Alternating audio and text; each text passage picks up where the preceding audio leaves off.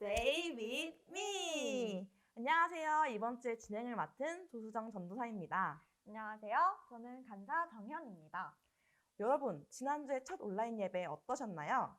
기대보다 많은 분들이 온라인 예배 함께 해주셔서 저희가 생각보다 높은 조회수에 깜짝 놀랐습니다. 맞아요. 그래서 온라인 예배를 함께 준비한 입장에서 너무나 기분이 좋고 더 열심히 해야겠다는 생각이 들더라고요. 네, 여러분, 지금 3월 둘째 주가 벌써 지났어요. 날씨도 많이 풀리고 어느덧 이곳 삼육동에도 봄이 찾아왔는데요. 보이시죠? 이 예쁜 꽃들.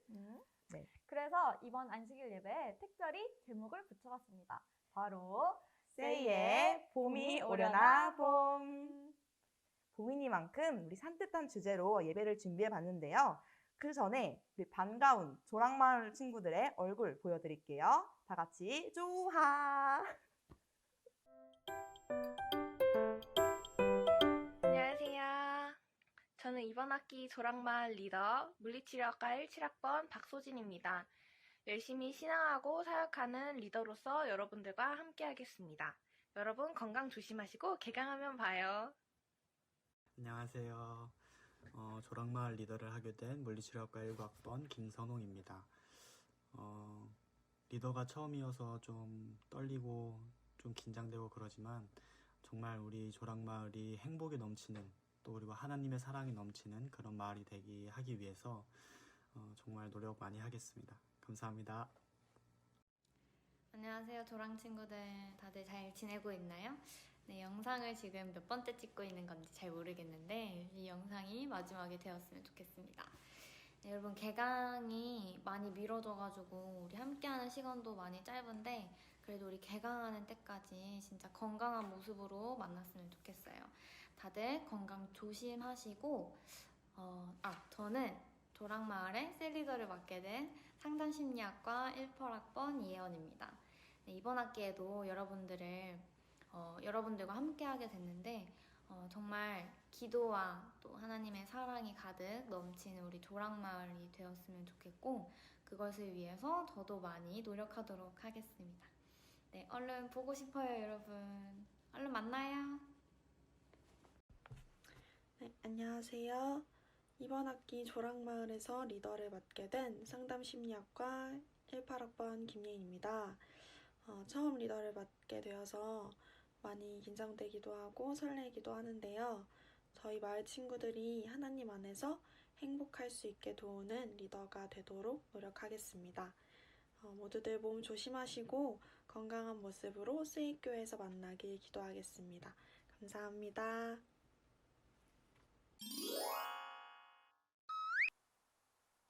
또 우리 수정 전도사님이 조랑 마을 코치님이신데 이렇게 반가운 리더들을 위해 영상 편지 한번 가시죠.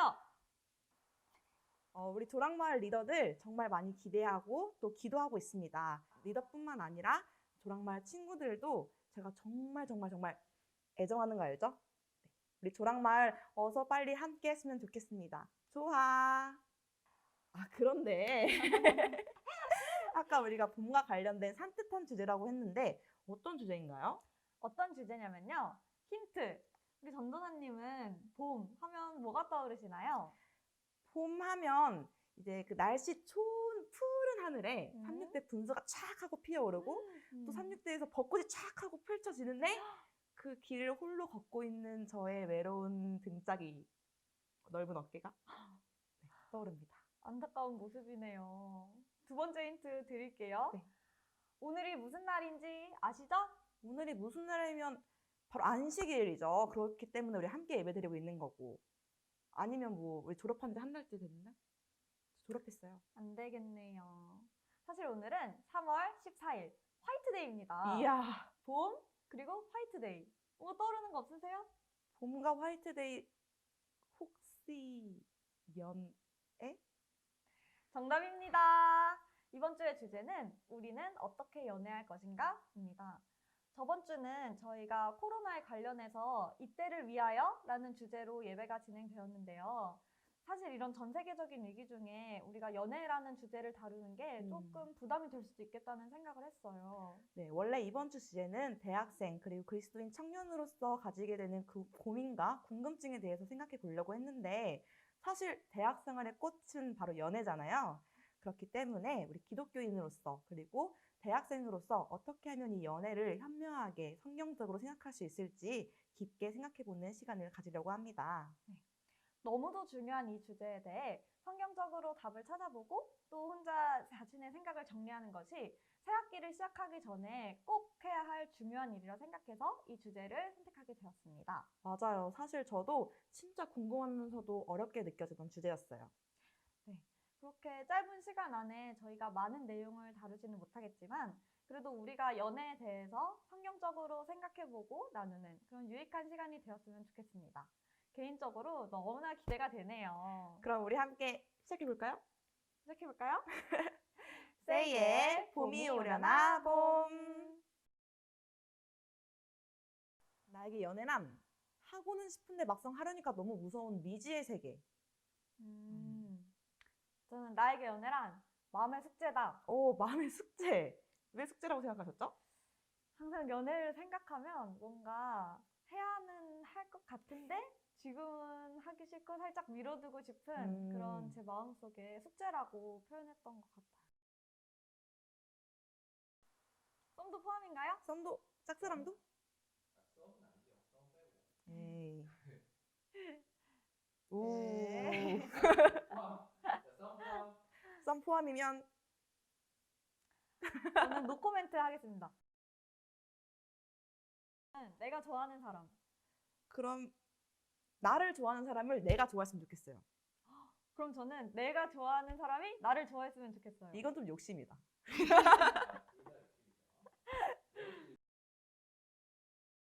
저 연애에 대한 로망이 진짜 대학 생활 중 딱 하나 있었는데 뭐죠? 졸업식 때 남자친구가 꽃과 선물을 들고 와주는 게 진짜 로망이었거든요. 제가 한 달 전에 저희가 졸업을 했잖아요.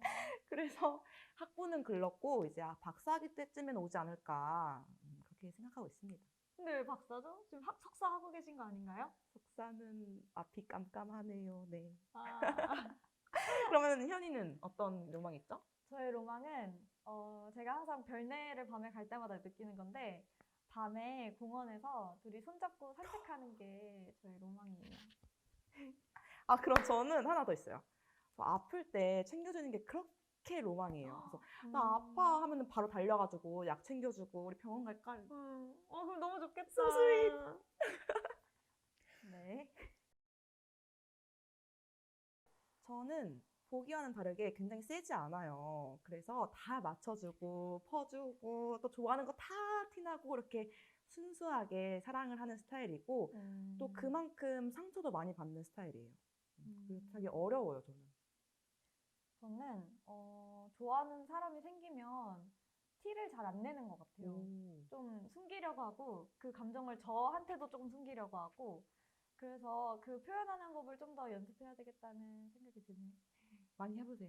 네.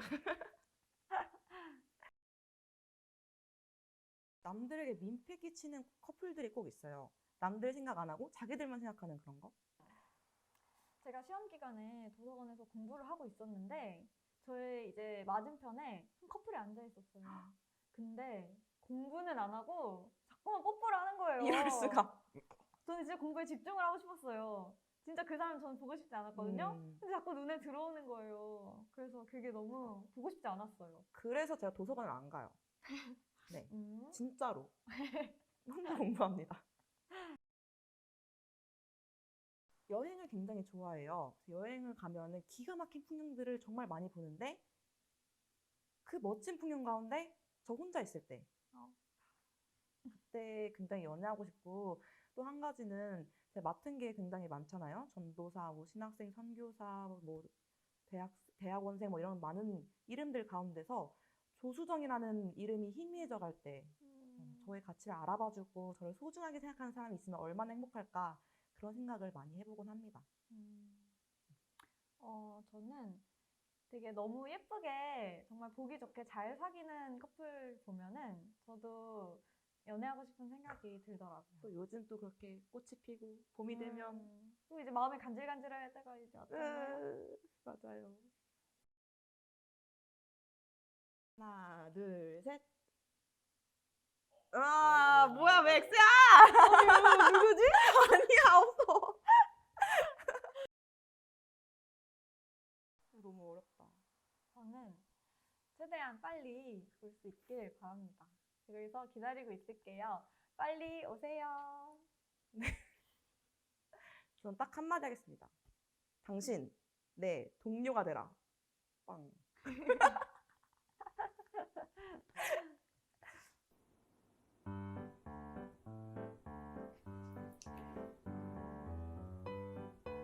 드디어 삼육동에도 봄이 찾아왔어요.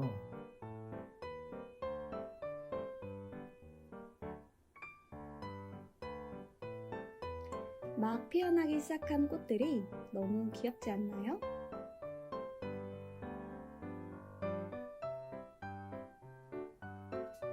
얼마 전까지만 해도 찬바람이 불던 삼육동에서 오랜만에 느껴보는 푸릇함이네요. 보랏빛 진달래도 피어날 준비를 하고 있습니다.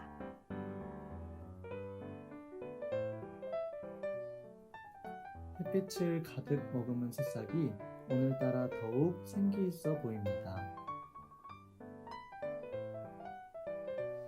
이렇게 삼육동의 모든 꽃봉오리들이 봄의 시작을 알리고 있습니다.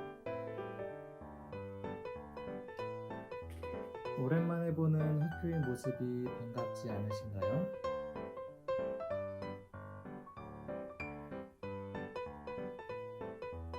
삼육대학교는 이렇게 밝고 화창한 모습으로 여러분 만날 준비를 하고 있습니다.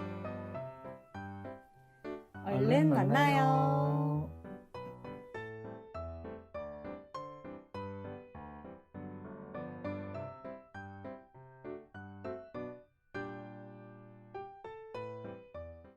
안녕하세요. 2부를 맡게 될 김성준입니다. 오늘 2부에서는 그리스도인 연애에 대해서 우리가 같이 좀 이야기를 나눠보려고 하는데요. 자, 이야기 나누기에 앞서 우리 두 분께 좀 물어보도록 하겠습니다. 우리 조수영 전사님은 연애에 대해서 얼마나 잘 알고 있습니까? 저 같은 경우에는 네. 연애를 학문으로 배웠어요. 학점 공부를 많이 했고 아. 심심하면 연애에 대한 논문을 읽습니다. 논문을. 네, 제가 관심 있어 하는 부분은 연애 심리에 대한 부분인데요. 네. 특히 그 중에서도 성격 유형하고 애착 유형에 대해서 굉장히 관심이 많아요. 와, 부담스럽겠어요. 네. 우리 현 간사님은 어떻습니까? 저는 사실 저의 경험은 적지만 네. 주변 친구들의 연애 고민을 제가 굉장히 많이 들어줬어요. 고민을 많이. 네, 그런 과정에서 쌓인 저만의 빅데이터가 있거든요. 그걸 어떻게 풀어보실 예정이십니까? 오늘 그게 잘 활용될 수 있지 않을까 생각합니다. 네, 좋습니다. 사실 우리가 이 시간은 우리보다 연애 경험이 많은 사람들이 얼마나 더 많겠어요. 그런데 어떤 자기 경험을 나누기보다는 어떤 것이 좀 더 하나님 보시기에 아름다운 연애이고 결혼일까를 우리 성경을 통해서 함께 살펴보도록 하겠습니다. 요 내용이 어떻게 진행이 될까요? 네, 저희가 사실 미리 사연을 받았어요. 그래서 이 사연을 가지고 목사님과 저희와 함께 이야기를 나눠보려고 합니다. 네, 좋습니다. 그러면 우리 2부를 본격적으로 사연과 함께 시작해 보도록 하겠습니다.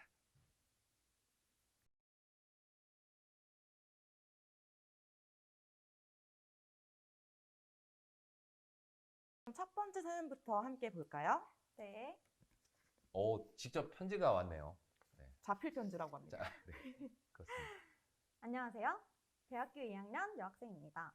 제가 지난 학기 교양 수업을 듣는데 그곳에서 정말 괜찮은 사람을 봤어요. 함께 조별과제 하면서 본 그 사람은 제가 생각한 완벽한 이상형이었어요. 이야. 외모는 물론이고 성격, 가치관, 정말 모든 것이 저와 맞는다고 생각했는데 단 하나, 교회를 다니지 않습니다. 아하, 저런. 주변 친구들은 믿지 않는 사람과 연애는 정말 비추한다고 하고 엄마도 절대 안 된다고 하시네요. 신앙 빼고는 너무나 완벽한 이 사람. 연애해도 될까요? 쉽지 않은 문제네요. 그런데 저는 한 가지 궁금한 게 있는데 네. 교양에서 이런 일이 가능한가요?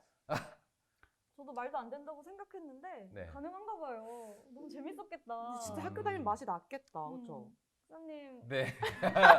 99학번이잖아요. 그렇죠. 어떠셨어요? 제가 학교를 다녔던 그 20세기에는 사실 이런 일들이 뭐 흔치는 않았는데 어쨌든 이분들의 고민이니까 한번 들어보도록 하겠습니다. 어떻게 해야 될까요? 이런 상황에서. 저는 우선은 이 문화적 측면을 보고 이 상황을 생각했으면 좋겠어요. 네. 신앙도 하나의 삶의 문화예요. 그래서 나라가 다르면 문화도 다르듯 신앙이 다르면 삶에서 표현되는 많은 것들이 다를 수가 있습니다. 예를 들자면 제가 개인적으로 집에서 혼자 신앙을 하고 있잖아요. 그래서 집에 가서 교회 이야기를 하려면 굉장히 힘들어요. 말이 안 통하죠. 네, 네. 제가 가서 엄마 나 교회에서 이거 힘들었고 내가 맡고 있는 게 이건 너무 힘들어서 하면 엄마가 그게 뭔데? 운영위원회 뭐 하는 건데? 이렇게 물어볼 수밖에 없단 맞아요. 말이에요. 근데 연애를 하면서 내가 느끼는 걸 상대방이 공감해줬으면 좋겠는데 상대방한테 그거를 일일이 하나하나 설명해줘야 된다는 단점이 있을 수 있겠다라는 그런 현실적인 생각을 하게 되네요. 아, 진짜 현실적인 이야기를 해준 것 같아요. 네. 그러니까 우리 신앙하는 데 있어서 삶의 가장 큰 부분이 신앙인데 이 사람은 거기에 공감대가 형성되지 않아요. 그러니까 말도 안 통하고 이제 문화라는 표현을 썼는데 그런 문화적인 부분에서 어려움이 분명히 있겠다라는 부분을 얘기해 줬습니다. 우리 현이는 어때요? 저는 이 질문은 질문한 사람이 우선 믿음이 있다는 걸 전제로 하고 대답하고 싶어요. 그래서 물론 믿음 있는 사람과 연애를 할 때 서로 같은 신앙관을 가졌을 때 오는 안정감이 되게 클 것 같고 그리고 서로 하나님 안에서 의지할 수 있는 좋은 사이가 될 수 있다고 생각하거든요. 네. 근데 하지만 사실 그건 되게 이상적인 관계죠. 교회 안에서 믿음이 있고 정말 내가 추구하는 다른 여러 가지들을 다 만족하는 사람을 만나기란 쉽지가 않을 것 같고 또 교회가 아닌 사회에서 정말 이성적 끌림이 느껴지는 사람을 만났는데 그걸 무시하기도 쉽지 않을 것 같아요. 그래서 저는 믿지 않는 사람과의 연애를 반대하거나 지지한다기보다는 저는 그 사람의 성품이나 가치관을 보고 판단하라고 이야기하고 싶어요. 그래서 믿지 않는 사람 중에서도 분명 하나님의 모습을 닮은 사람이 있고 또 믿음이 아직 없을 뿐이지 수고하는 삶의 방향이 우리와 같은 사람들이 분명 있잖아요. 네. 그래서 그 사람이 나와 하나님 사이를 방해하고 질투하는 사람일지 아니면 지지하고 응원하는 사람일지를 보고 기도하며 연애를 할지 말지 고민했으면 좋겠어요. 아, 이 대답들은 이 제보자분은 더 헷갈리겠어요. 이 연애하려는 얘기인지 말라는 얘기인지. 어쨌든 우리 조 전사님은 어떤 문화적인 차이가 있어서 좀 어려운 부분들이 있을 거다 이런 얘기를 했고요. 우리 현 간사님 같은 경우는 무슨 얘기를 했죠? 어떤 신앙 하냐 안 하냐의 문제보다는 어떻게 보면 가치관 또 혹은 성격 이런 것이 잘 맞는지를 보면서 좀 진지하게 고민해 봤으면 좋겠다라는 얘기를 해주셨어요. 네, 맞습니다. 맞습니까? 네. 근데 믿지 않는 사람 중에 네. 진짜 괜찮은 사람들이 많아요. 잘생기고 진짜 많습니까? 키도 크고. 왜냐면 교회에 없으니까 그럼 밖에 있겠죠? 그래서 인성도 굉장히 위험한 괜찮고 발언입니다. 네. 편집 네. 괜찮은 사람들이 정말 많습니다. 제 친구들 중에서도 믿지 않는 사람들과 오랜 기간 잘 연애하는 친구들이 있어요. 그래서 제가 그 친구들을 살펴보니까 한 가지 확실한 거는 자기의 신앙이 먼저 확고하다는 것입니다. 상대방이 신앙을 하는지 안 하는지도 중요하겠지만 그보다 먼저 자신의 신앙을 돌아보는 게 먼저인 것 같아요. 내 신앙이 정말 뿌리 깊은 신앙인지 그리고 믿지 않는 사람과 연애를 하면서 내가 타협할 수 있는 부분은 무엇인지 혹은 포기하지 않는 진리는 무엇인지 스스로에게 많은 질문을 던져보고 또 기도하면서 고민해 나간다면 좀 더 지혜롭게 연애를 할 수 있지 않을까 생각이 듭니다. 네, 정말 연애를 많이 해보신 분 같은 대답을 해주셨습니다. 맞아요. 저도 당부드리고 싶은 점은 믿지 않는 사람과 연애를 시작한다면 매 순간 그를 위한 기도를 잊지 않았으면 좋겠어요. 화이트부인의 책에서 믿지 않는 자와 교제하고 있는 동안 내 자신이 예수님을 대표하고 있다는 것을 늘 기억하고 라는 구절이 있습니다. 이와 같이 함께 교제할 때 그 사람이 나의 모습 속에서 예수님의 모습을 발견할 수 있도록 항상 노력하셨으면 좋겠습니다. 참 좋은 조언들이네요. 근데 목사님, 네. 성경에는 믿지 않는 사람들과 결혼하지 말라고 하지 않나요? 실제 성경에는 어떻게 쓰여 있어요? 네, 사실 현실적으로 볼 때 우리가 믿지 않는 사람을 만나지 마라라고 이야기하기가 참 어려워요. 왜냐하면 우리가 다 알다시피 일반적으로 교회에는 한 70%가 여성입니다. 맞아요. 남성이 한 30%예요. 맞아요. 네. 만날 근데 사람이 이제 없어요. 교회 안에서만 만나라라고 이야기하면 40%는 뭐라는 얘기예요? 혼자 살라는.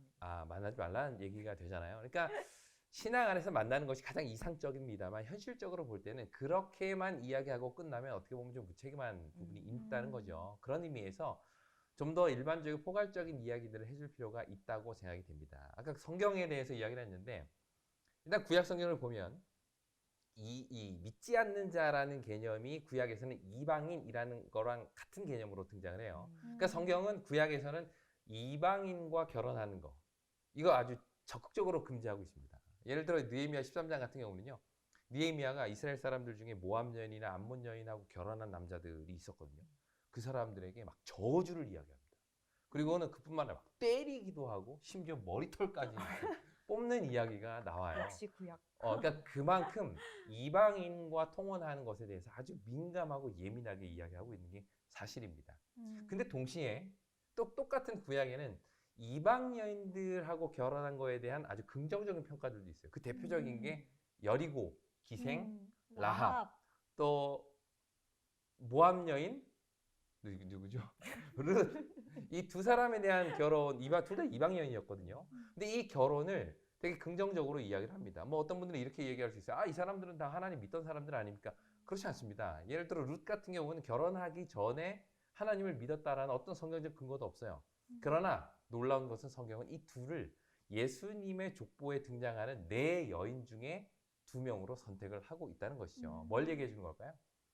큰 원칙으로 볼 때는 신앙 안에서 결혼하는 것, 이게 정말 적극적으로 추천해 줄 문제지만 동시에 이방인들과의 결혼을 절대적으로 금지하거나 하고 있는 것은 아니다라는 것을 보여주고 있는 겁니다. 신약도 마찬가지예요. 우리가 믿는 사람들끼리 결혼을 하라고 이야기할 때 가장 잘 이렇게 인용되는 구절이 고린도 후서 6장 14절 말씀이에요. 거기 보면 믿지 않는 사람하고는 멍에를 같이 매지 마라. 이렇게 이야기를 합니다. 전사님, 멍에가 뭐예요? 멍에 이제 약간 밭을 갈 멍해진 때. 것 같은데. 아닙니다. 아닙니다. 멍해가 뭡니까? 밭을 갈 때 네, 소한테 밭을 갈 이렇게 때. 네. 찧어가지고 네. 밭을 잘 갈 수 있게 하는 도구죠. 그렇죠. 근데 이 멍에에 대해서 이야기를 하는데 이게 신명기 22장 10절에 있는 말씀을 바울이 인용을 한 겁니다. 거기 보면 이런 내용이 있어요. 소랑 나귀를 같은 멍에에다가 메고 밭 갈게 하지 마라. 이런 얘기가 있습니다. 왜 그랬을까요? 소, 나귀 같은 멍에로 씌어서 밭 갈지 마라. 왜 밭 갈지 말라 그랬을까요? 우선 크기가 너무 달라요. 뭐 어떤 크기가? 소랑 나귀랑 그래, 몸집의 크기도 좀 다르고 힘의 크기도 다르고. 힘의 크기도 다르고 또 뭐도 다를까요? 또 보폭도 다르겠죠. 네. 그러니까 얘네들에게 똑같은 멍에가 이제 하나에 두 머리를 딱 넣게 돼 있는데 이 같은 멍에를 지으면 서로 힘든 거예요. 방향도 다르고 보폭도 다르고 뭐 힘도 다르고 다 다르니 그렇게 하지 마라. 근데 요 그림을 바울은 그대로 가지고 와서 믿는 사람과 믿지 않는 사람이 같은 멍에를 메고 살아가는 거 이거 하지 마라. 왜? 힘드니까. 서로 힘드니까 하지 마라 라고 이야기를 한 거죠. 이 내용은 어떤 결혼이라는 특수한 상황에서 주어진 메시지가 아니라 그리스도인의 삶의 전반에 대한 내용을 지금 다루고 있습니다. 그런 의미에서 믿지 않는 자와 믿는 자가 같은 멍에를 메고 살아갈 때에 서로 가치관도 다르고 어떤 삶의 방향성도 다르고 심지어 어떤 일의 결정을 할 때의 윤리적인 가치나 기준도 다 다르니 그런 의미에서 믿는 자와 믿지 않는 자의 멍에를 같이 매는 것이 좀 어렵지 않느냐, 하지 마라 라고 이야기를 한 것이죠. 자, 요 구절을 결혼이나 연애에 적용할 수 있을까요? 있을 것 같아요. 분명히, 당연히 분명히 적용할 수 있습니다. 그러니까 그런 의미에서 연애하는 거나 결혼하는 거에 있어서 삶의 방향이나 가치관이 다를 경우에 얻게 되는 여러 어려움들이 있을 것이다. 그러니 그렇게 하지 마라 라고 이야기를 한 거죠. 자, 그런데 이 구절을 조금 축소해서 교회 안에서만 결혼해라 라고 이해할 수 있을까요? 어때요? 누군가는 그렇게 생각할 수도 있을 것 같아요. 네네. 그래요. 그 누군가가 혹시 본인? 맞아요. 그러니까 우리가 대부분 요거를 이해할 때, 그러니 교회 안에서만 결혼해 라고 이해를 하는데, 저는 개인적으로 그런 이해는 너무 편협한 이해라고 생각을 해요. 왜냐하면, 교회 안에 있다고 해서 모든 사람들이 다 온전하고 올바른 삶의 방향성이나 가치관을 갖고 있다는 것이 사실은 그것도 아니죠. 아니거든요. 맞아요. 맞습니다. 그러니까 교회 안에 있는 사람도 그 사람의 삶의 방향성이 되게 세속적이고 어떤 돈에 대한 욕심과 세상에 대한 욕망이 강한 사람이 있을 수 있어요. 반면에 교회 밖에서 있는 사람이라 할지라도, 그러니까 신앙을 안 하는 사람이라 할지라도 내가 가지고 있는 가치관과 같이 정말 이웃을 사랑하고 사람을 진정으로 섬기고 하는 것을 즐거워하는 사람이 있을 수 있다는 겁니다. 그러니까 이 말씀을 좀 더 넓게 봐서 교회 안에서만 만나라라는 이해보다는 내가 가지고 있는 삶의 어떤 가치관 또 방향성이 같은 사람. 그래서 같이 걸음을 맞추어서 같은 방향으로 한 멍에를 메고 걸어갈 수 있는 사람. 그런 사람을 만나라라고 이해하는 것이 좀 더 성경적인 이해이지 않을까 생각을 해봅니다. 그렇다면 그런 사람을 만나는 게 교회 안에서가 쉬울까요? 밖에서가 쉬울까요? 안에서가 쉽긴 아, 하죠. 왜냐하면 신앙이라는 게 이 가치관을 형성하는 데 있어서 제일 중요한 역할을 하잖아요. 그런 의미에서 같은 신앙을 가지고 있는 사람이 삶의 방향성이 같고 가치관이 같을 수 있는 가능성이 더 크다는 의미에서 저는 개인적으로 신앙 안에서 사람을 만나는 것이 좀 더 유리하지 않을까라는 생각을 해보게 되는 것이죠. 유리하다. 유리하다. 아주 애매한 표현이죠. 유리하다. 네. 그러니까 사람을 만나는 기준이 결국에는 교회를 다니냐 안 다니냐가 아니라 네. 나와 같은 가치관이나 그렇죠. 삶의 방향성을 가진 사람을 찾아야 한다는 말씀이신 거죠? 맞습니다. 맞습니다. 아주 정확히 잘 요약을 해주셨는데요. 근데 여기서 얘기하고 싶은 것 또 한 가지가 있는데 믿지 않는 사람하고 연애하는 경우에 그 사람이 이제 좋아서 연애하는 거 아니에요. 그렇죠. 근데 내가 좋아하는 게 아까 얘기했듯이 그 사람의 어떤 삶의 방향성이나 품성이나 이런 것이 나에게 너무 매력적이어서인지 아니면 그 사람이 가지고 있는 어떤 세속적인 모습, 그 문화가 좋아서인지를 진지하게 솔직하게 물어볼 필요가 있다는 거예요. 예를 들어 내가 이 사람하고 연애를 하는데 자꾸 내 신앙의 원칙을 포기하게 되는지 아니면 그 사람의 연애를 통해서 더 우리의 가치관이 더 확고해지는지를 스스로 물어보아야 한다는 것이죠. 사실 사람이 만나게 되면 서로 영향력을 주고받게 돼 있어요. 마치 이렇게 공기가 고기압에서 저기압으로 이렇게 바람이 이동하는 것처럼 영향력이 가게 된다는 겁니다. 누구에게서 누구에게로 갈까요? 더 센 사람. 센 사람에게서 약한 사람. 약한 사람으로 가는 거예요. 그러니까 내 신앙의 올바른 가치관이 더 강하고 잘 준비되어 있으면 아마 이런 좋은 영향력들이 주변 사람들에게 퍼뜨리게 되겠죠. 그런 의미에서 과연 우리의 가치관, 성경적인 가치관과 방향성이 잘 준비되어 있는가? 그리고 내가 만나고 있는 혹은 만날 그 사람도 나와 그런 방향성을 가지고 있는가를 물어보면 좋지 않을까 생각을 해봅니다. 믿지 않는 사람과의 교제를 통해서 나의 신앙의 원칙이 무너진다면 네, 그건 한번 진지하게 생각해보고 또 그렇죠. 고민해봐야 될 문제인 것 같아요. 네 맞습니다. 네, 여러분들도 잘 정리가 되셨나요? 우리의 질문이 교회를 다니냐 안 다니냐보다는 나와 같은 삶의 방향성을 가진 사람인가를 보고 고민하셔야 할 것 같습니다. 네, 아주 잘 그러면 정해주셨습니다. 첫 번째 사연은 이렇게 네. 마무리하도록 하고 그럼 두 번째 사연 받아보도록 하겠습니다. 네, 두 번째 사연 바로 제 손 안에 있습니다. 한번 읽어볼까요? 짜라란. 안녕하세요. 저는 땡땡교회 청년반 24살 남학생입니다. 군 제대 후 돌아왔는데 친하게 지내던 여자 동생이 달리 보이기 시작했습니다. 뭐 익히 있는 일이죠. 네. 그렇죠. 주중에도 여러 번 밥을 먹고 함께 시간을 보냈는데 이 친구도 저에게 마음이 있는 것 같아요. 착각일 수도 있긴 한데. 군대도 다녀왔겠다. 이제 저도 본격적으로 연애를 시작해보려 하는데요. 저희 교회가 너무 좁기도 하고 서로가 서로의 과거를 모두 알고 있는 상황이라 섣불리 연애를 시작하기에 고민이 됩니다. 같은 교회 친구와의 연애 시작해도 될까요? 와, 과거를 알고 있다. 무서운데요. 좀 살짝 네. 부담스럽긴 하네요. 그런데 또 네. 같은 교회 안에서의 연애 이게 얼마나 더 드라마 같고 영화 맞습니다. 같고 얼마나 설레요. 맞습니다. 뭐 경험이 좀 있어 보이시는데. 네. 저는 없는 걸로. 이거 어떻게 조언을 해주면 좋을까요? 저는 사연 보내신 분이 네. 우선 그 연애를 시작하기 전에 이렇게 충분히 고민한다는 게 되게 좋은 것 같아요. 그렇죠. 그래서 저는 교회 안에서의 연애는 정말 추천합니다. 좀 함께 신앙을 키워나가기도 네. 좋을 것 같고 무엇보다 같은 교회 안에서 오랫동안 알고 지낸 사람이라면 서로 어떤 사람인지 알기에 가장 좋은 방법이라고 생각하거든요. 맞아. 여기 보니까 이제 어릴 때 알았던 아이들과 이제 커졌다. 그러니까 오랫동안 알았던 것 같아요. 그렇죠. 그리고 저희가 믿음 있는 사람과 결혼하려면 교회 안에서의 연애는 필수 코스잖아요. 그렇죠. 근데 그 교회가 꼭 우리 한 교회일 필요는 없잖아요. 뭐 근데 또 옆에 교회. 못 만나니까. 또 마주칠 수 있는 기회가 적다 그렇죠, 보니까 적죠. 아무래도 한 교회에서 음. 생기는 그 썸씽이 있지 않을까. 어쨌든 교회 안에서 한 교회 안에서의 연애 참 고민되는 부분이에요. 우리 전사님 생각은 어떻습니까? 저도 교회 안에서 연애하는 거 참 찬성하고 네. 적극 추천합니다. 음. 그런데 저는 전도사로서 걱정되는 부분이 딱 한 가지가 있어요. 역시 뭐냐면 전사님. 네. 특별한 전도사. 네. 둘만의 감정적인 관계만을 생각하는 것이 아니라 이 교회라는 공동체를 한번 생각해 줬으면 좋겠어요.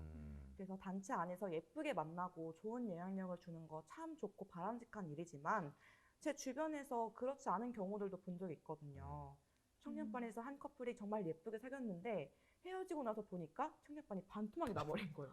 종종 있죠. 아, 그렇죠. 네. 그래서 여러분들이 명심해 주셔야 되는 게 이 교회 안에서의 연애, 특히 한 교회 안에서의 연애는 1대1 관계가 아니라 1대 다수의 관계가 될 수도 있고 또 다수와 다수의 관계가 될 수 있다는 점을 한번 고려해 주셨으면 하는 바람이 있습니다. 야, 그거 어렵네요. 어렵죠. 왜냐하면 연애라는 거는 둘 간의 문제인데 교회 안에서는 또 교회도 생각해야 되니까. 그렇죠. 아, 맞아요. 그래서 저는 더더욱 신중하라는 당부를 드리고 싶어요. 어떤 사람에 대해서 좋은 감정이 생겼을 때 저희는 보통 그 사람한테 되게 나를 어필하고 싶어 하잖아요. 그쵸. 나 네. 이렇게 좋은 점이 있다. 네네. 그런데 그렇게 나를 어필하기보다는 먼저 이제 기도하며 하나님께 구하는 사람이 된다면 그 교회 안에서 좀 작은 공동체 안에서의 그 연애도 정말 현명하게 풀어 나갈 수 있지 않을까요? 그래서 좀 섣불리 감정적으로 행동하는 거는 네. 정말 그러지 않았으면 좋겠어요. 아. 그렇죠. 좀 두 사람이 오랜 시간 대화하고 음. 서로에 대해 알아갈 시간을 충분히 갖고 그리고 두 사람의 감정에 대한 확신이 있을 때 연애를 시작하는 게 좀 함께 속한 공동체에 대한 배려라는 생각이 듭니다. 배려. 그러면 한 얼마 정도 보면 진지하게 볼 수 있을까요? 그거는 제가 들은 거 있어요. 네. 사람은 네. 사계절을 봐야 된다. 사계절이 사계절을 그럼 봐야 만약에 된다. 필리핀 같은 경우는 계절이 2개밖에 없는데. 그러면 1년을 봐야죠. 아, 1년을 보자. 아니면 이제 우기, 건기 보고 네, 우기 건기. 아, 혹시 비 올 때는 어떻게 왜냐면 하고 이 마를 때 방송을 어떻게 하나. 필리핀에서 보시는 분들 계셔요. 그렇죠, 그렇죠. 네. 이제 비 올 때는 어떻게 이 사람이 나를 그렇죠. 잘 씌워주나. 아. 마를 때는 어떻게 또 흙먼지 막아주나. 어쨌든 그러니까 1년 정도를 보고 진지하게 기도하면서 고민해보고 결정하는 것이 필요하다. 그렇죠. 네, 좋습니다.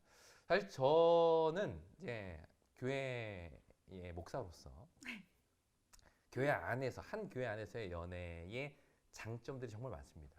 그러니까 같은 교회에 있다 보면 서로 알아갈 기회가 많잖아요. 심지어는 부모님들끼리도 막 잘 아세요. 맞아요. 아버지 이름이 뭐니? 아, 그렇죠. 누구십니다. 오, 그래? 뭐 이러면서 이제 부모님, 심지어는 할아버지 할머니까지도 이렇게 친분이 막 있으셔가지고 알 수 있는 기회가 있는데 이게 뭐 장애물이 되기도 하지만 어쨌든 긍정적으로 서로를 좀 알아갈 수 있는 기회가 되기도 한다는 점에서 좋고요.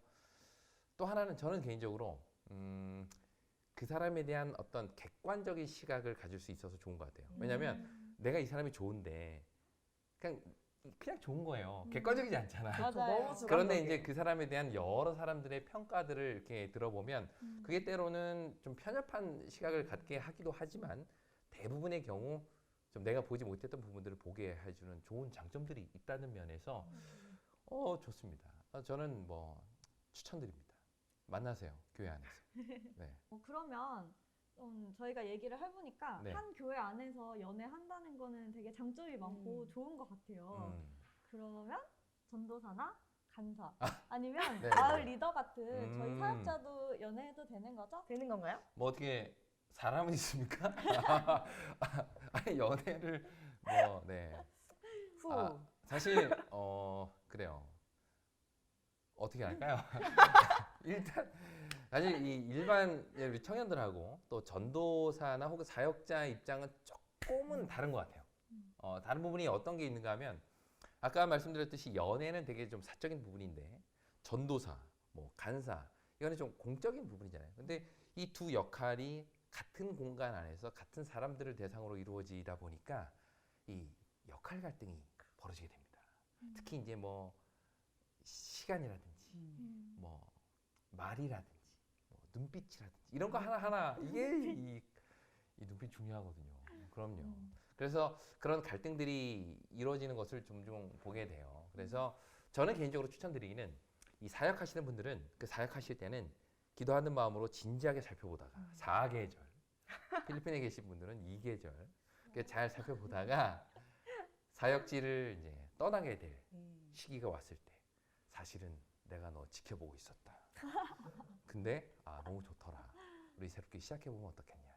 라고 하는 게 조금 더 본인과 상대방 또 공동체를 좀 배려하는 방법이지 않을까라고 좀 생각을 해봅니다. 갑자기 조승 교사님 표정이 어두워지셨어요. 그 부분에 대해서 네. 네, 수정 전도사님은 네. 사역자로서 어떻게 생각하시는지. 네, 사역자로서 저도 그렇게 생각을 합니다. 굳이 이렇게 따라오실 필요는 없어요. 그냥 본인 생각이 얘기하시면 본인 됩니다. 생각이에요. 사역자도 네. 충분히 감정이 생길 수가 있죠. 그렇죠. 그래서 사역자를 좋아할 수도 있고 사역자가 좋아할 수도 있어요. 네. 그런데 우리가 사역자의 연애를 따로 생각해야 되는 이유는 목사님께서 말씀해 주신 부분도 있지만 일반 성도들에 비해 생각해야 될 부분들이 훨씬 많기 때문이에요. 진짜 개인적으로는 저는 책임감이 굉장히 투철해서 영혼에 대한 책임감과 또 내가 가지고 있는 영향력 네. 그런 것들을 생각하게 되고요. 그리고 저는 사역자의 시간과 체력도 사역의 일부라고 생각을 하거든요.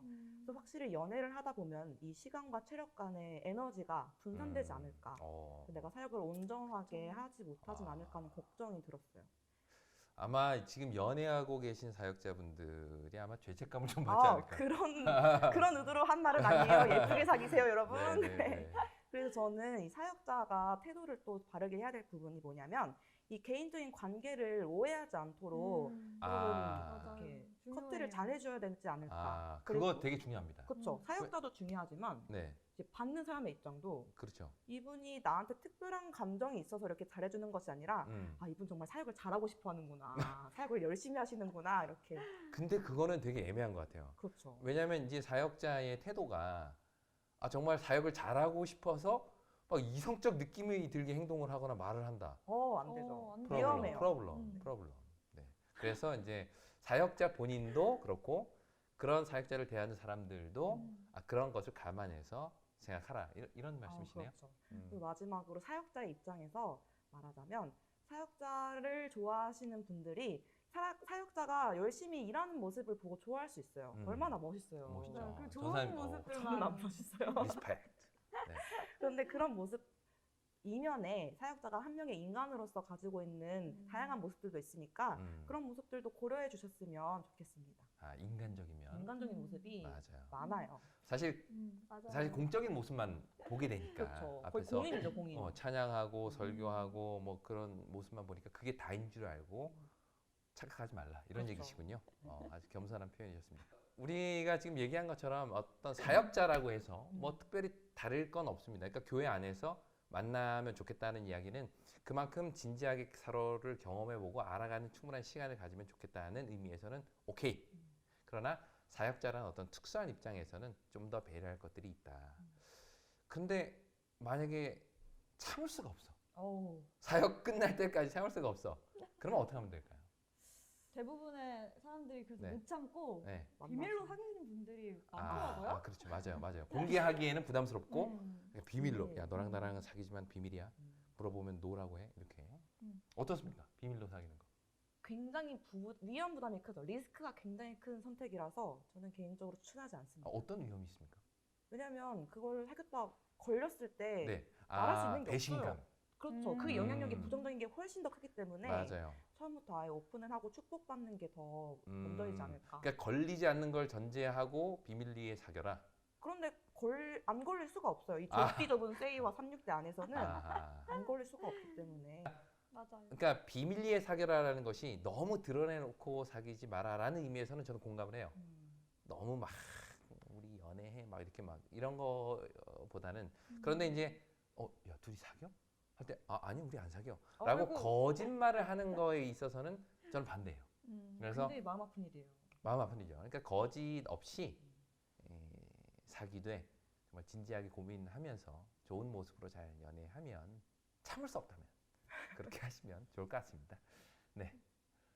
좋습니다. 그러면 사역자는 가능하면 사역을 마치고 시작하되 도저히 그때까지 기다릴 수 없다면 연애를 하지만 뭔가 감정이 들어간 것 같아요. 네. 없다면 네. 연애는 하지만 네, 거짓말을 하지 마라. 네, 그런 말씀이신 거죠? 네, 맞습니다. 그리고 하나 까먹은 게 있습니다. 뭐냐면 교회 안에서 연애할 때 이 선을 잘 지키는 게 중요해요. 그러니까 남녀 당사자 간의 선도 되게 중요하지만 그 연인을 바라보는 사람들의 선도 되게 중요해요. 맞아요. 그러니까 연애는 되게 사적인 부분이잖아요. 근데 이 사사건건 그 사람들의 연애에 대해서 참견하고 간섭하고 하는 거는 참 조심해야 될 부분이 있는 것 같아요. 그래서 연애하는 사람, 당사자도 그렇고 공동체들도 그렇고 서로가 서로를 이제 잘 지켜주고 선을 지켜주고 서로를 위해서 기도해주고 응원해주는 그런 모습이 필요할 것 같습니다. 네, 이 얘기 하고 싶었어요. 저도 갑자기 생각나는 게 있는데 빼먹은 게 많네요. 네, 네. 저는 제가 아까 전에 이제 연애를 시작하기 전에 두 사람이 함께 고민하고 기도하면서 시작했으면 좋겠다고 했잖아요. 마찬가지로 헤어질 때에도 같이 고민하고 기도하면서 헤어졌으면 좋겠어요. 맞아. 우리가 그래서 헤어질 때를 생각을 잘 안 해요. 네, 그냥 감정적으로 막 이러면서 감정적으로 헤어지는 것보다는 좀 헤어질 때도 서로 좀 오랜 시간 얘기하면서 좋은 이별 방법을 고민하는 자세가 필요하다고 생각을 해요. 또 그렇게 이야기하다 보면 또 안 헤어질 수도 있고. 아이고. 그러면- 전화위복으로. 네. 네. 좋네요. 물론 그게 솔직히 인간적인 감정으로는 그게 좀 힘들 수도 있겠지만 그런 부분을 잘 기도하면서 그 사람을 정말 내가 미워하는 한 사람의 이제 눈으로 보는 게 아니라 하나님의 시선으로 볼 수 있기를 기도하시면 좋겠습니다. 정말 필요한 말씀 네. 감사합니다. 이거 빼먹었으면 큰일 날 뻔했네. 네, 진짜 큰일 날 뻔했어요. 이렇게 교회 안에서 연애는 진짜 추천할 것도 많고 단점도 또 그만큼 있는 고려해야 될 게 아주 많은 부분이에요. 하지만 또 신앙 안에서 이성과 감정이 같이 성장되는 것이 중요한 일이기 때문에 여러분들이 정말 고민이 많으실 거라 생각됩니다. 그렇기 때문에 저희가 이 자리에 있는 거고요. 그래서 앞으로도 여러분 이런 네. 고민들이 있을 때는 언제든지 저희 전도사나 목사님 그리고 간사님께 네. 상담을 요청하시면 저희가 또 논문 대장. 빅데이터와 논문과 빅데이터, 경험 훈수 대장. 네. 경험 기다리고 있겠습니다. 함께 나눠드리도록 하겠습니다. 네, 우리가 이제 마지막으로 좀 이야기해 볼 부분은 바로 이상형입니다. 와, 과연 빼놓을 수가 없죠. 나의 이상형이 무엇이냐. 전사님, 네, 전사님의 이상형이 뭔지 궁금합니다. 제 이상형은요. 네. 일단 신앙은 기본이고 저보다 잘난 사람을 만나야 돼요. 그래서 키가 크고 잘생기고 똑똑하고 네. 저의 취미생활과 취향을 존중해줘야 되고요. 그리고 IT 기기를 굉장히 잘 다뤄야 돼요. 왜냐면 네. 제가 굉장히 잘 다루거든요. 아, 그리고 예술적인 부분이 좋아야 돼요. 미술, 음악뿐만 아니라 운동은 제가 못하니까 패스하고 그리고 섬세함과 예민함의 정도가 저랑 비슷해서 딱 말하지 않아도 통하는 그것이 있어야 되고요. 마지막으로 해외여행에 결격 사유가 없어야 합니다. 야. 전사님이 왜 아직 솔로인지 여러분 잘 아시겠죠? 이런 사람 찾습니다. 앞으로. 연락 주십시오. 본인이 그런 사람이면 연락 주십시오. 간사님요? 저는 저에게 정말 확실한 이상형의 기준을 선물해주는 사람이 있습니다. 오, 고백입니까? 잠깐만. 두둥. 뭐 예수님 이러는 거 아닌가요? 썬님. 아닙니다. 네네. 그 사람은 네. 모두가 저를 정현이라고 부를 때 정현. 다정하게 현아라고 불러주는 사람이었어요. 현아. 그리고 제가 좀 손톱을 이렇게 물어뜯는 습관이 있는데 네네. 그때 다른 사람들은 막 좀 잔소리를 하거든요. 그렇죠. 근데 손톱 좀 물어뜯지 마 이렇게. 근데 그냥 네. 물어뜯지 말라고 하는 게 아니라 네. 말없이 제 손을 잡아주는 그런 사람이었어요. 그만 뜯어. 이렇게. 아니지 이거지. 이렇게 살짝 아, 요거죠. 네네. 어떤 느낌인지 감이 좀 오시나요? 네네네. 뭐 잘 오질 않습니다만. 네. 그런 이상형. 네. 좋습니다. 사실 이상형을 우리가 누구나 다 가지고 있잖아요. 저도 뭐 이상형이 없었던 건 아닙니다만. 위험한 발언? 네, 이상형이라는 것 자체가 말 그대로 이상이잖아요. 그러니까 이상과 현실에 어느 정도의 갭이 있는 걸 우리가 전제하고 이야기하는 게 이상형인데, 이상형을 좀 적어본 적 있어요? 그래서 구체적으로? 그리고 내가 이런 사람 만나야 되겠다? 제 친구는 네. 이상형 목록이 네. 31가지가 있었어요. 그 별명이 베스킨라빈스. 전사님보다 더한 사람이 있네요. 네, 베스킨라빈스 31이었는데 네네. 그 친구가 이제 다 포기하고 네. 좋은 사람 만나서 잘 연애하고 있습니다. 좋습니다. 저는 개인적으로 이상형을 이렇게 좀 적고 하는 거, 이게 되게 필요한 것 같아요. 근데, 이상형을 적을 때, 그게 내가 만날 사람에 대한 내용이라기보다는 사실은 그게 나를 보여주는 거울입니다. 어떤 면에서 그런가 하면, 내가 생각하는 이상형의 목록들은 내가 중요하게 생각하는 것들이에요. 내가 어디에 가치를 두느냐를 보여주는 게 이상형의 목록입니다. 그래서 나는 이런 걸 중요하게 생각하는구나 라는 것을 볼 수 있는 의미에선 이상형 목록 적는 거 되게 중요하고 필요하다고 생각이 돼요. 그런데 사실 제가 여기서 얘기하고 싶은 거는 우리가 결혼 혹은 연애 또 이상형에 대해서 이야기할 때 대부분의 포커스가 누구에게 맞춰져 있어요? 상대방. 상대방입니다. 그러니까 내가 만날 사람, 내가 결혼할 사람, 과연 누구지? 어떻게 찾지? 그런데 그런 사람을 만났다고 칩시다. 아름다운 사랑 할 수 있을까요? 할 수 있습니다. 이런 생각을 대부분 가지고 계시지만 그렇지 않을 수도 있다는 거예요. 예를 들어 이런 겁니다. 꽃이 그리고 싶어요. 그래서 삼육동 전체를 막 헤집고 다니면서 아름다운 꽃을 찾아다녔어. 근데 정작 나는 꽃을 그릴 수 있는 능력이 없어요.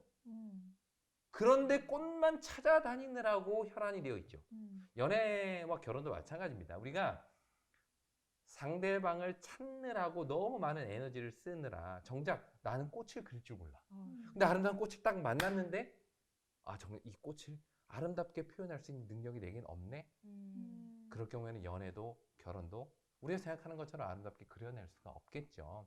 그런 의미에서 대상을 찾는 일과 더불어 어찌 보면 그보다 더 중요한 것은 내가 그 아름다운 꽃을 만났을 때 그것을 그릴 수 있는 능력을 준비하는 것이 필요하다는 겁니다. 그게 뭘까요? 연애와 결혼에 있어서 꽃을 그리는 능력. 어떤 게 있을까요? 사랑하는 능력? 맞아요. 원고 보셨군요. 살짝 봤어요. 여기서 말하는 꽃을 그리는 능력이란 저는 개인적으로 사랑하는 능력이라고 저는 좀 표현하고 싶습니다. 어떻게 보면 좀 되게 두루뭉실한 표현이긴 한데 일반적으로 능력이라고 하면 이 사랑받는 능력을 얘기해요. 저 사람 진짜 외모가 아름답고 지식이 많고 아까 얘기한 것처럼 IT 잘 다루고 키 크고 코 똑하고 그런 사람이 되어야 사랑을 받는 거고 그게 능력이 있는 거예요. 그래서 사람들은 어떻게든 사랑받는 사람이 되기 위해서 노력하잖아요. 근데 성경은 단 한 번도 사랑받는 것을 이야기하지 않습니다. 성경이 말하는 진짜 능력은 뭘까요? 사랑할 수 있는 게 능력이에요. 그래서 예수님도 내 원수를 사랑해라. 내 이웃을 사랑해라. 이게 진짜 능력이다. 라고 이야기를 하고 있잖아요. 그런 의미에서 우리는 누군가를 진심으로 사랑할 수 있는 능력을 준비하는 거. 이게 이렇게 이 능력이 준비되면 아름다운 꽃을 딱 발견했어요. 펜 꺼내는 거죠. 그 아름다운 꽃을 그리는데 사실 그 꽃보다 더 아름답게 그려낼 수가 있는 거예요. 그 상대방보다 더 아름다운 연애, 아름다운 결혼을 만들어갈 수 있는 능력이 사실 우리에게는 먼저 필요하다는 것을 꼭 말씀드리고 싶습니다. 근데 살짝 어렵네요. 쉽진 멋진 않죠. 연애를 하려면 네. 결국 사랑하는 능력이 있어야 하는데. 그렇죠. 저는 근데 그런 네. 능력이 없는 것 같은데 어떡하죠?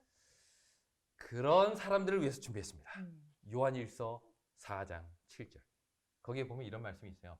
사랑은 하나님께 속한 것이다. 이 말은 뭐냐면 사랑이라는 건 하나님으로부터 나온다는 거예요. 그러니까 사랑은 우리에게서 우리가 만들어내는 것이 사랑의 능력이 아니라 하나님으로부터 받는다는 겁니다. 쉽게 설명드려 볼게요. 여기 달이 있습니다. 가능하시죠, 전사님? 달? 달. 자, 여기 해가 있어요. 태양이 있습니다. 달은 이 빛을 스스로 이렇게 낼 수 없잖아요. 그렇죠. 얘는 발광체가 아니에요. 발광하지 못해요. 발광. 얘는 반사체입니다. 반사체. 그러니까 이 태양으로부터 빛을 받아서 빛을 반사하는 게 달인데 우리도 마찬가지라는 거예요. 사랑의 능력이라는 거는 내가 막 끌어내서 막 만들어내는 어떤 능력이 아니에요. 사랑은 하나님으로부터 받는 겁니다. 그런 의미에서 온전한 사랑, 온전한 연애, 아름다운 결혼을 위해서는 하나님으로부터의 사랑을 온전히 받는 것이 필요하다는 거죠. 그게 사랑의 능력을 갖는 가장 중요한 준비 방법이라는 겁니다. 그런 의미에서 이 마태복음 10장 37절에 보면 이런 말씀 있잖아요.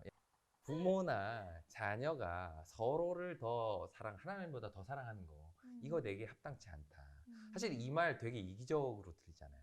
근데 사실 이 말은 뭐냐면 부모들에게 너희들이 자녀를 좀 더 온전하게 사랑하고 싶니? 그러면 그 사랑을 나로부터 받아야 돼. 자녀들도 부모를 좀 더 온전하게 사랑하고 싶니? 그럼 먼저 나에게 사랑하는 능력을 받아야 돼.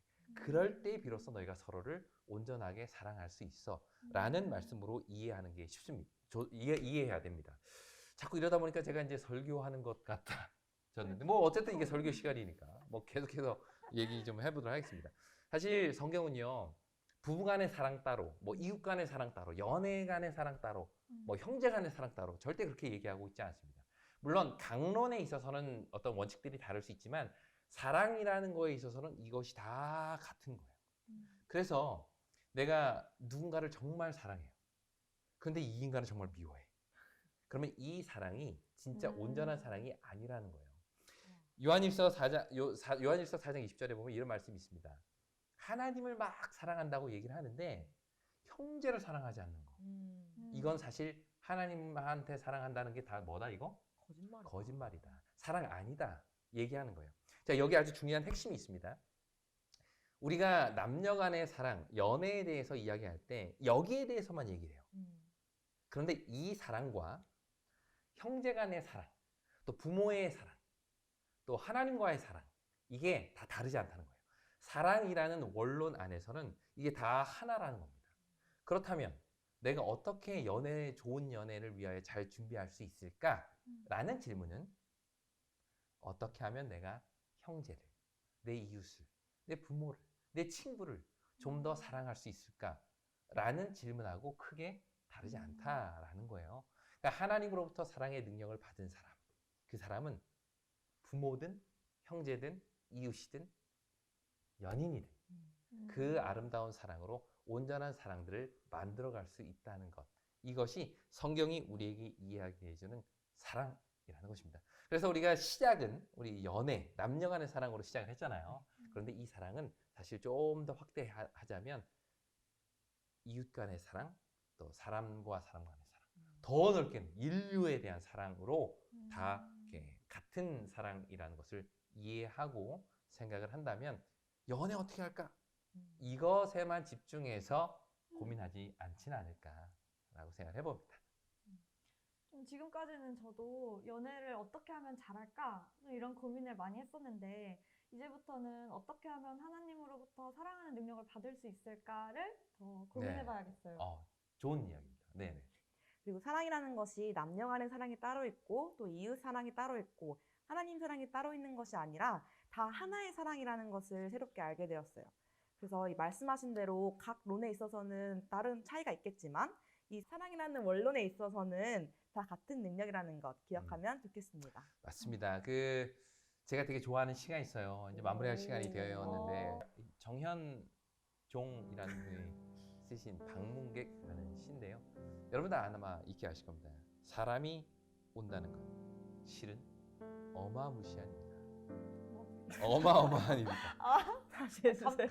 좀 그는 감성적으로. 그의 과거와 현재와 그리고 미래가 오는 것이다. 그의 인생 전체가 오는 것이다. 저는 이게 사랑의 능력인 것 같아요. 이런 눈을 갖는 것이 사랑의 능력이에요. 그러니까 어떤 사람을 딱 바라볼 때 그냥 지금 보이는 이 모습, 이 태도, 혹은 이 부족한 모습, 이 깨어진 마음, 그것만을 바라보는 게 아니라 그 사람의 인생 전체를 바라보고 포용할 수 있는 눈, 그게 사랑할 수 있는 능력이 아닐까. 예수님이 그러셨잖아요. 바리새인들은 다 어떤 죄인들을 보면서 그 죄만 바라보고 야 어떻게 저런 사람하고 같이 식사할 수 있어? 저런 사람하고 왜 같이 이야기를 해? 라고 이야기를 하지만 예수님은 그 모습뿐만 아니라 그 사람을 인생으로 그 사람의 부서진 마음까지도 이해하고 받아주는 마음으로 바라보는 것. 이게 사랑의 능력이거든요. 그러니까 연애도 다르지 않다는 겁니다. 이 마음으로 상대방을 바라볼 수 있다면 여러분 진짜 행복한 연애 가능할 거예요. 이런 눈으로 내 남편을, 내 아내를 바라본다면 진짜 행복하겠죠. 결국 사랑은 하나라는 거. 우리가 지금 연애에 대해서 이야기를 했지만 결국은 사랑이라는 율법의 핵심을 이야기하는 것이라는 것 기억하셨으면 좋겠습니다. 네, 오늘 말씀을 통해서 저희가 믿지 않는 사람과의 연애, 그리고 한 교회 안에서의 연애, 그리고 마지막 우리 이상형까지 이야기를 나눠보았는데요. 이 세 가지 이야기를 통해서 저희가 확실하게 이래라 저래라 이런 답을 드린 게 아니라 저희가 사랑이라는 원론에 대해서 함께 봤어요. 그래서 저는 개인적으로 어떤 점을 느꼈냐면 그동안 제가 공부하고 연구했던 부분들은 되게 연애, 심리 이런 부분들이었거든요. 되게 방법론적인 부분들이었어요. 근데 이렇게 사랑이라는 원론을 보게 돼서 굉장히 좋았습니다. 또한 이 각각의 연인과의 사랑, 뭐 부모와의 사랑 이런 것이 아니라 하나의 사랑이라는 것이 굉장히 인상 깊었습니다. 완벽한 사람을 만나서 완벽한 사랑을 하고 싶었는데 그 전에 나는 어떤 사랑을 가지고 있는 사람인지 다시 한번 돌아보게 되는 것 같습니다. 어떠셨어요? 저는 제가 그동안 사랑을 좀 어렵게 느끼고 연애를 마음의 숙제처럼 여겨왔던 게 사랑 자체를 남녀 간의 관계로 좀 한정지어서 생각했던 것 같아요. 근데 오늘 이번 시간을 통해서 좀 사랑을 더 넓은 시각으로 보게 되었고, 그래서 사랑이라는 감정을 어떻게 제 마음속에서 잘 풀어내고 정의해야 할지 좀 고민해보는 그런 시간이었습니다. 그래서 저는 오늘 이 순간뿐만 아니라 계속해서 고민하고 기도하면서 그 사랑하는 능력을 이제 구하면서 정말 잘 사랑하는 사람이 되고 싶다는 생각이 들었어요. 여러분들의 아름다운 사랑 응원하겠습니다. 여러분들도. 네, 그럼 오늘 이 시간을 마무리하면서 우리 김성진 목사님께서 기도해 주시겠습니다. 네, 우리 기도하겠습니다. 하늘에 계신 하나님 아버지, 오늘 우리에게 연애 혹은 결혼에 대해서 진지하게 고민하게 하시니 감사합니다. 사람을 만나고 가정을 꾸리고 그 안에서 같은 걸음을 걸어가는 이 일이 주님께서 주신 얼마나 큰 축복임을 저희가 기억하게 도와주시고 이 일을 위하여 기도하게 하시며 무엇보다 하나님 보시기에 아름다운 사랑 이어갈 수 있는 능력 허락하여 주시옵소서. 사랑이신 예수님의 이름으로 기도드립니다. 아멘.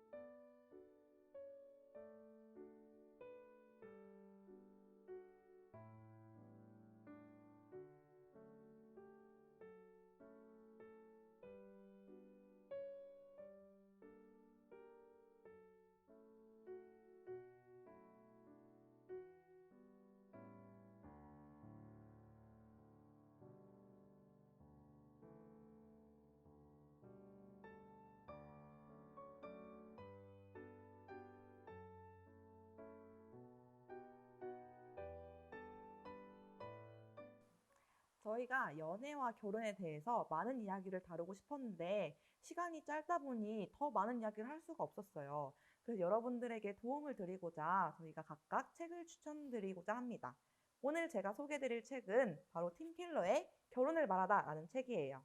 이 책은 현대인의 삐뚤어진 결혼관을 바로잡아줄 수 있는 책으로서 되게 성경적이고 또 기독교적인 책입니다. 이 책에서 말하는 결혼은 하나님과의 언약을 말하고 있는데요. 여러분들이 한번 꼭 읽어보셨으면 좋겠습니다.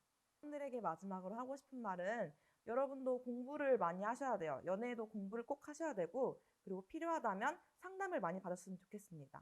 연애라는 감정에 생기면은 그 감정은 되게 좁은 시야를 만들게 되거든요. 그래서 그 시야를 넘어선 조언을 많이 받았으면 좋겠고 우리 목사님도 계시고 또 저도 여러분들을 위해 앞으로도 열심히 연구하고 공부할 테니까 언제든지 상담 받으시고 도움 받으셨으면 좋겠습니다.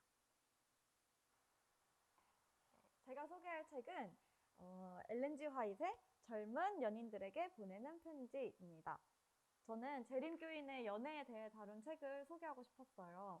이 책은 화이트 부인이 젊은 연인들의 연애에 대해서 좀 올바른 선택을 할 수 있도록 조언을 담은 편지들을 엮은 책인데요. 여러분들의 연애에도 정말 사랑하는 마음으로 진심 어린 조언을 담아 편지를 보내는 그런 누군가가 있다면 얼마나 좋을까요? 이 책을 그 누군가로 생각하며 읽으시면 좋을 것 같아요. 그런데 이게 86년도에 나온 책이라서 좀 여러 번 곰곰이 생각하고 곱씹으면서 읽어야 하는 부분들이 많아요. 좀 어려운 문장들이 많이 있는데 그래도 그런 고민하는 과정 속에서 이 책이 여러분들의 마음속에 좀 더 잘 스며들 수 있을 것 같아서 저는 추천하려고 합니다. 현재 절판이 되어서 실물책은 구하기가 힘든데요. 저에게 개인적으로 문의하시면 이 책을 구할 수 있는 방법을 알려드리도록 하겠습니다. 네, 제가 여러분들에게 소개해드릴 책은 이겁니다. 사랑의 기술, 에리히 프롬. 사랑은 기술일까 아니면 행복한 감정일까? 이 책에서는 사랑을 많은 지식과 노력이 필요한 하나의 기술이라고 소개하고 있는데요. 사랑에 대해서 좀 더 폭넓은 이해를 가질 수 있는 아주 좋은 책입니다. 성경과 더불어서 꼭 한번 여러분들 읽어보시면 아마 좋은 도움을 많이 얻을 수 있을 것 같습니다. 네, 이렇게 오늘 예배를 함께 드리면서 저희가 느낀 점이 있는 것처럼 여러분들도 연애에 대해 그리고 사랑에 대해 느낀 점들이 많이 있을 것 같아요. 여러분들의 이야기가 궁금합니다. 유튜브에 댓글로 남겨주세요. 또한 저희 온라인 예배에 대한 피드백도 그리고 세이에게 말하고 싶은 것들도 언제든지 댓글로 남겨주세요. 그리고 오늘이 바로 화이트데이잖아요. 그래서 우리 화이트데이 기념으로 자그마한 이벤트를 준비해봤습니다. 바로 오늘 오후 9시까지 이 댓글 써주시는 분들 중에서 제가 추첨을 통해 기프티콘을 싸드릴 예정이니까요. 네, 자세한 사항은 유튜브 댓글란 한번 참조해 주시고 많은 참여 부탁드립니다. 비록 저희가 만나지는 못하지만 항상 여러분들을 위해 기도합니다. 이번 주도 건강하게 그리고 행복하게 잘 지내시고 다음 주에 만나요. Stay with me. 행아!